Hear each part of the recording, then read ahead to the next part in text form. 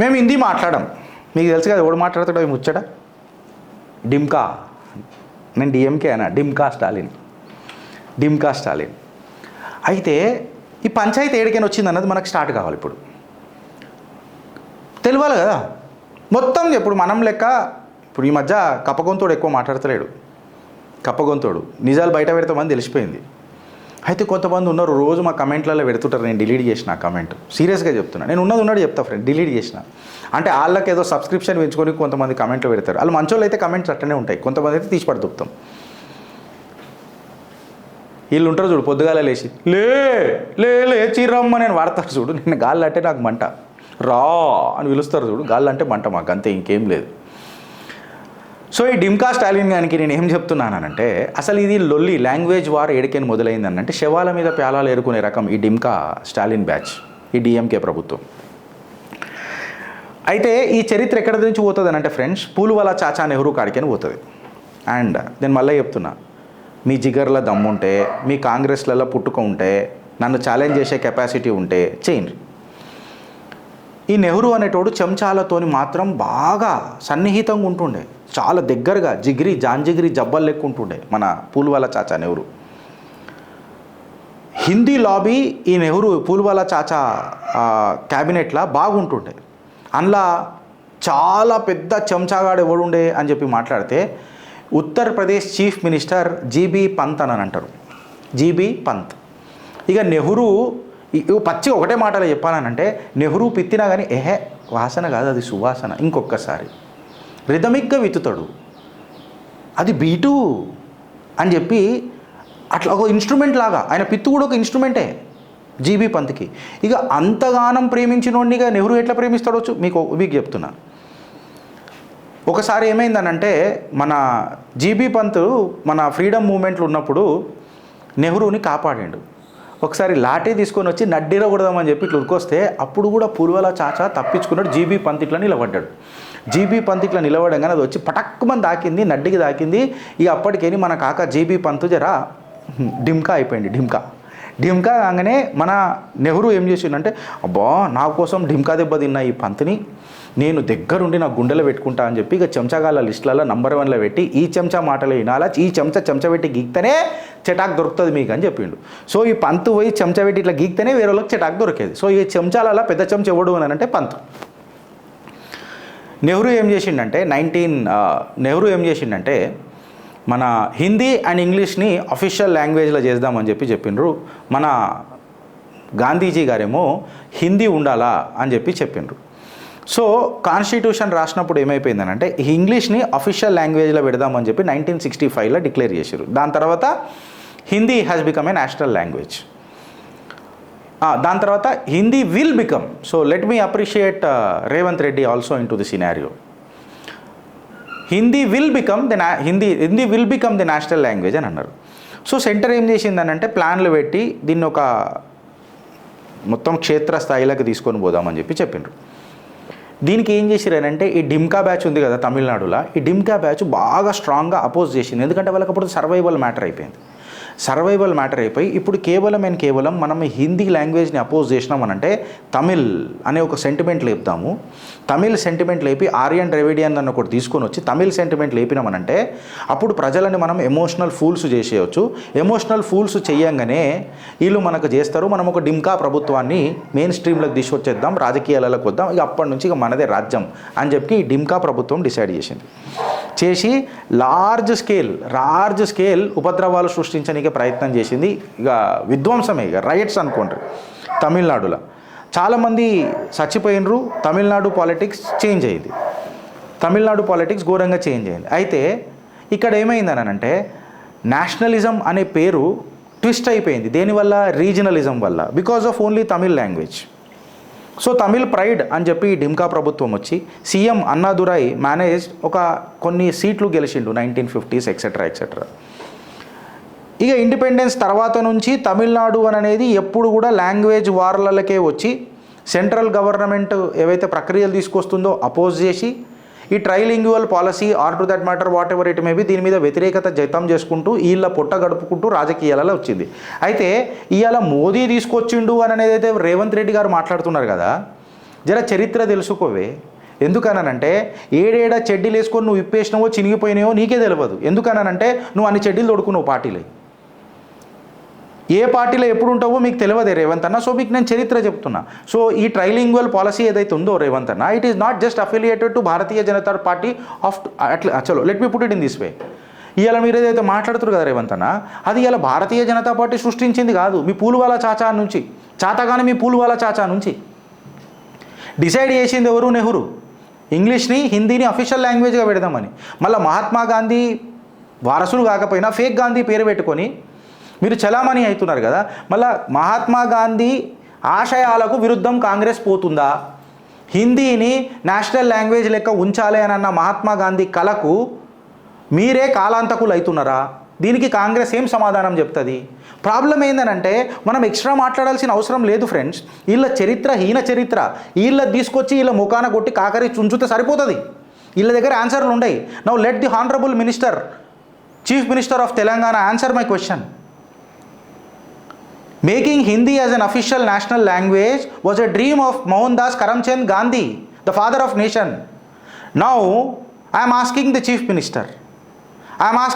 Minister. Whether the Congress party deviates the ideology of Mahatma Gandhi.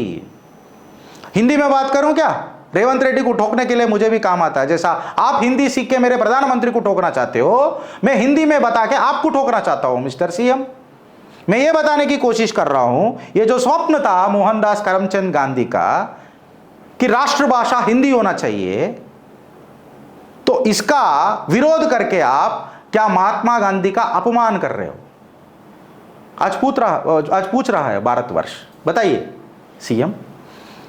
DMK A national పార్టీని ఢిమ్కా ప్రభుత్వం లోపలికి తీసుకురాలే తమిళనాడులో. మళ్ళీ కాంగ్రెస్ అప్పుడు విఫలమైంది. భారతీయ జనతా పార్టీ ఎప్పుడు పెనట్రేట్ కావాలి, మీరెప్పుడు పెనట్రేట్ అయ్యారు?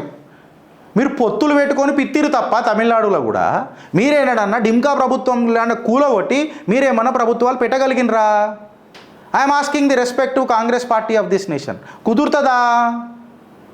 ఈ సైకలాజికల్ వాల్ఫేర్ నేషనలిజం నుంచి రీజనలిజంని ప్రమోట్ చేసి అక్కడ జాతీయవాదం కంటే ప్రాంతీయవాదం గొప్ప అని చెప్పి ప్రాంతీయవాద పార్టీలకు ఊపిరి పోసి వాళ్ళకు ఉత్సాహం నింపింది కాంగ్రెస్ కాదా?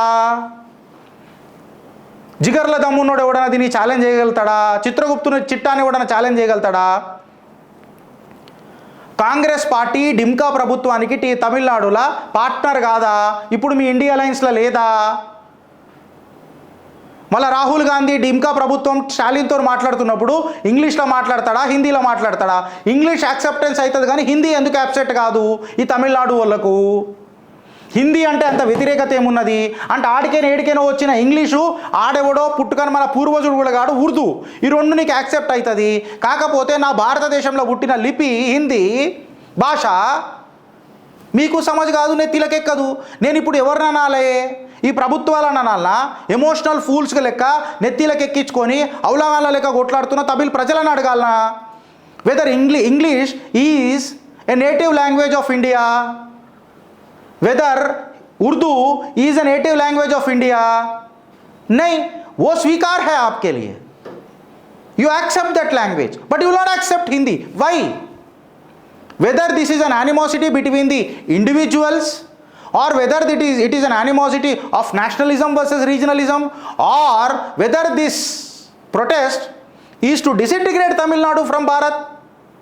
And when the క్వశ్చన్ ఏమొస్తుంది అని అంటే ఈ రాహుల్ గాంధీ మాట్లాడతాడు సిగ్గుతప్పిన మాటలు. ఏమని మాట్లాడతాడంటే భారతదేశం is a union of states అని మాట్లాడతాడు. భారతదేశం యూనియన్ ఆఫ్ స్టేట్స్ కాదు. భారతదేశం యూనియన్ ఆఫ్ స్టేట్స్ కాదు. జంబూ ద్వీపే భరతఖండే అఖండ భారత్ ఉండే, అఖండ భారత్. ఇది గుర్తుపెట్టుకో రాహుల్ గాంధీ. నువ్వు మోడీ చెప్పిన మాటలే దౌరాస్తున్నాం మొన్న మీకు. జంబూ ద్వీపే భరతఖండే అని చెప్పి నీ లొకేషన్ దాకా తీసుకొచ్చే తత్వం. సో నీ కాంటినెంటు, నీ నేషను, నీ డిస్ట్రిక్ట్, నీ స్టేటు, నీ డిస్ట్రిక్టు, నీ గల్లీ, నీ ఊరు, నీ ప్లేసు, నీ ఇల్లు వీడి దాకా కనెక్ట్ చేసింది ఆనాటి నుంచే స్మరించుకుంటా. మళ్ళీ ప్రైమ్ మినిస్టర్, పూర్వ ప్రధాని ప్రైమ్ మినిస్టర్ లాల్ బహదూర్ శాస్త్రి అప్పటి information and broadcasting minister, INB minister, Congress Durga మన ఇందిరాగాంధీ గారిని తమిళనాడు 1965లో పంపలేదా? హిందీ లాంగ్వేజ్ని మనము పెట్టిపిద్దాము మాట్లాడిరా అని చెప్తే మళ్ళీ ఇందిరాగాంధీ పెద్ద తోపు కదా మీ దృష్టిలల్లో. మళ్ళీ డిమ్కా ప్రభుత్వాన్ని ఎందుకు ఒప్పించిరాలే? డిఎంకే ప్రభుత్వాన్ని ఎందుకు ఒప్పించలే? హిందీ నేషనల్ లాంగ్వేజ్ ఉంటే దానికి ఇన్ని లాభాలు ఉంటాయి అని చెప్పి features, advantages, benefits and evidences ఎందుకు చూపిరాలే? రికమెండేషన్ క్యాండిడేట్లను ఒప్పుకోర్రి, చేత కాదు. వీళ్ళు రికమెండేషన్ క్యాండిడేట్లు ఫ్రెండ్స్, వీళ్ళకి ఏమైనా చేతనవుతుందా? అలా నాయన కాడికైనా రికమెండేషన్ క్యాండిడేట్లే. ఇప్పుడు రాహుల్ గాంధీ కూడా రికమెండేషన్ క్యాండిడేటే. కొంచెమో గొప్పనో టాలెంట్ మా ముఖ్యమంత్రికి ఉన్నది అని అంటే రికమెండేషన్ క్యాండిడేట్ చుట్టూ తిరిగి భజన చేసి వస్తాడు. మళ్ళీ ఈయన కూడా రికమెండేషన్ క్యాండిడేట్ అయినా కాంగ్రెస్లో టాలెంట్ లేదా? మళ్ళీ ఇండెఫినెట్ పీరియడ్ వరకు ఎందుకు ఇప్పటిదాకా అది స్టేట్ అవుతలేదు? భారతదేశంలో 5 రిబెల్ స్టేట్స్ ఉన్నాయి. మీరు యాక్సెప్ట్ చేసినా చేయకపోయినా ఇది వాస్తవం. యావత్ భారతదేశంలో 5 రిబెల్ స్టేట్స్ ఉన్నాయి. బెంగాల్, పంజాబ్, కేరళ, తమిళనాడు, నాగాల్యాండ్. ఇక్కడ నేషనలిస్ట్ పార్టీలు, Congress party or to that matter BJP party ఎప్పుడు కూడా విజయం సాధించలే.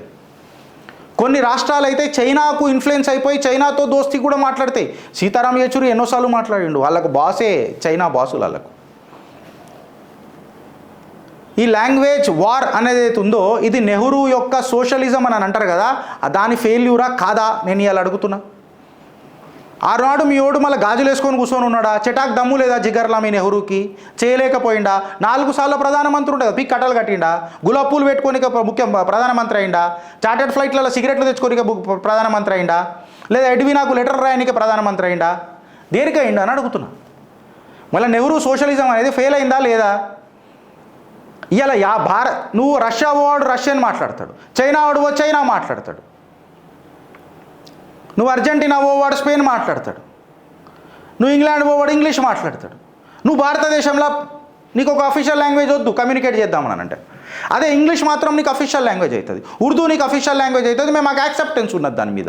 అదే మన డిమ్కా ప్రభుత్వంలోకి మాత్రం మన భారతదేశంలో పుట్టిన హిందీ మాత్రం వాళ్ళకి యాక్సెప్టెడ్ ఉండదు. And it was never imposed. Force ఏం లేదు కదా, నువ్వు 3 లాంగ్వేజ్లో లేదన్నా తీసుకో, మేము అపోజ్ చేస్తాం. ఈ లొల్లి భారతీయ జనతా పార్టీకి షురు అయిందా లే కదా ఆడికి.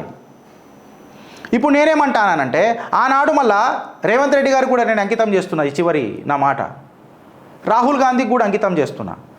ఇప్పుడు నేషనలిజం వర్సెస్ రీజనలిజం వస్తే మనం ఎవరిని ప్రమోట్ చేద్దాం? నేషనలిజాన్నా రీజనలిజాన్నా? పోల్ నడుపుదాయి. మనము జాతీయవాదాన్ని ప్రమోట్ చేద్దామా లేకపోతే ప్రాంతీయవాదాన్ని ప్రమోట్ చేద్దామా? జాతీయవాదం గొప్పదా ప్రాంతీయవాదం గొప్పదా? మీ కమెంట్ రూపంలో నాకు చెప్పురు ఫ్రెండ్స్. మళ్ళీ ఈ జాతీయవాదాన్ని ప్రమోట్ చేసుకుంటా నెహ్రూ సోషలిజం ఫెయిల్ అయింది కదా. ఈ రీజనల్ ప్లేయర్లు ఎవరైతే ఉన్నారో డిమ్కా ప్రభుత్వాలు ప్రాంతీయ పార్టీలను పెంచి భారత్ యొక్క ప్రతిభను కించపరిచే విధంగా మాట్లాడుకుంటా మన దేశంలో పుట్టని లాంగ్వేజ్ ఇంగ్లీష్ని ప్రమోట్ చేసుకుంటా, ఉర్దూను ప్రమోట్ చేసుకుంటా మన హిందీ మాత్రం వద్దంటారు. ఎక్కడి వరకు సంసారం అని అంటున్నా. ఈ ప్రాంతీయ పార్టీలు దేశానికి క్యాన్సర్ లాంటివి. నేనంటలే కాంగ్రెస్ దిగ్గజ నేత, దివంగత నేత ప్రణబ్ ముఖర్జీ మాట్లాడిన మాటలు. ఆలోచిస్తారా లేక అనుభవిస్తారా? భారత్ మాతాకి జై.